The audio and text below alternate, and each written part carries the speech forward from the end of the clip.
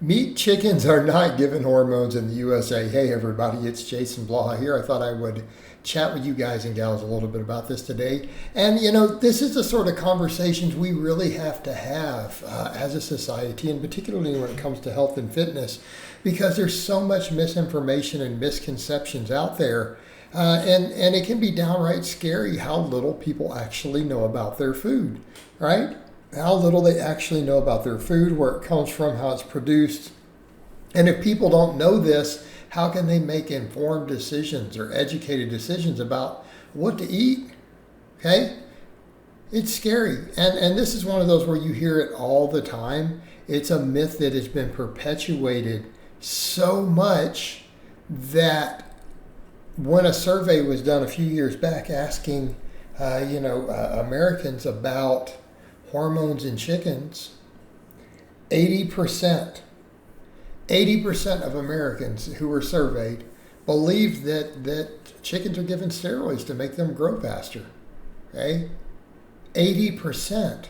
That's a vast majority. It's 4 out of 5 people walking down the street.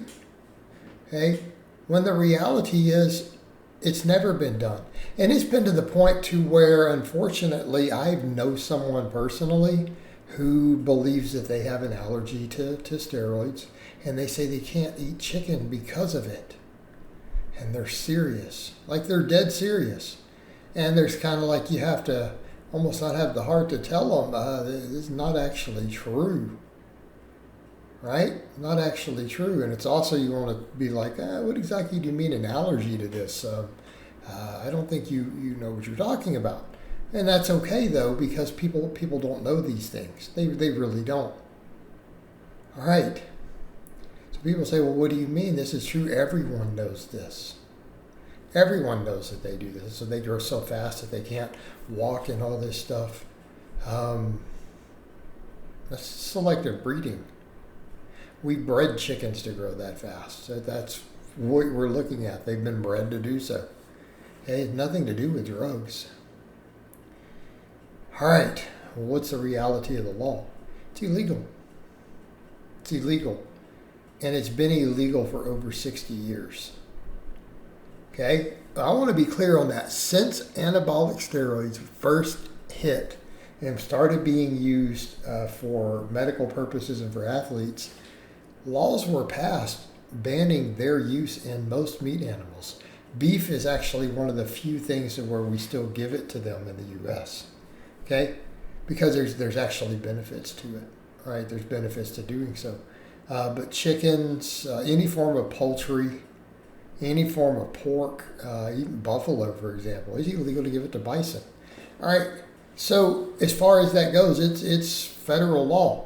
Now, before people say, well, they're just going to do it anyways, we're talking about the USDA, guys. They come in and actually test this stuff, for one. So if one of these companies were to do this, they would be fined millions of dollars. Right? If they got caught, they would get fined millions of dollars. It is actually enforced. This is one of those to where the fines are big enough, you bet they're going to enforce it, because that's money for the government. Okay? Now, furthermore, when people say, well, they might just do it anyways. Well, if they had a reason, maybe in theory, if the profits outweighed the risk. But here's the reality. Our production life is too short on chickens. In other words, they're not like cattle to where they have more androgen receptors and an ultra low dose produces better results than humans. Right? People don't know that. Like literally a tenth of the dose is given to cattle that humans take because they don't need as much. With chickens, it's different. So you're looking at a relatively large amount of a substance would be used. Furthermore, it takes time. Like muscle growth, even with the use of exogenous hormones, is actually a fairly slow process. Okay? When it's been looked at, the profit margin is really, really low. And in other words, it's not like what happens with cattle, to where you have a long production time. You look at feed efficiency and everything, it actually saves money. It produces meat on a better budget and better time frame. When it's been looked at in chickens, it actually doesn't. Okay, so that's another thing to factor in. There's no profit incentive to do it. Okay, it doesn't actually seem to for chickens produce for quantity of food being given. So, we give them less food and they gain more muscle or whatever. No, it doesn't, because of the short time frames involved from the time we start feeding them out till slaughter. It actually turns out it's not cost effective. Okay, right? The cost of the substances to put in, the efforts to give them to them, relative to the benefit on the meat production side is actually not there. It's not profitable. So there is no actual incentive to do it, right? It's just not profitable to do so. There's no incentive. All right. Furthermore, the fines are enormous, and they do check for this stuff. So when you look at it from that viewpoint, it becomes clear, well, this really isn't happening. And it's never happened. Okay, it's never happened. Furthermore, you wouldn't notice if it did, right, for you on the consumer side. And people are oblivious to that stuff too, in terms of bioavailability, these hormones, how much of them get used up in the process. There's not really anything substantial left in the meat.